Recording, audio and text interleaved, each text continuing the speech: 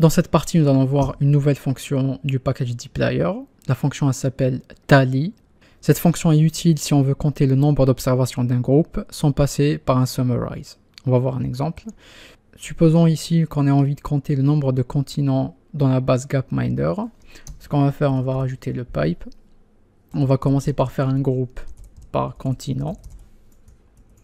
Et ici, au lieu de mettre un summarize, on va faire tally.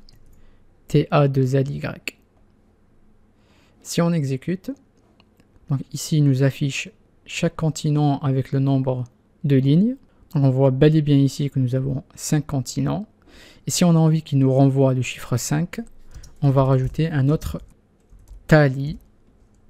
Il est assez intelligent pour comprendre que nous avons déjà un n. Il va renvoyer directement un 5. Si on exécute, on a 5 qui apparaît.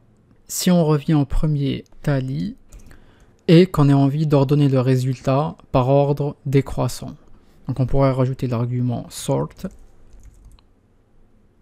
et on va lui mettre true. Si on exécute, donc on voit bel et bien qu'il nous a ordonné le résultat. On aurait pu avoir exactement le même résultat avec un summarize, mais ça aurait été plus lent.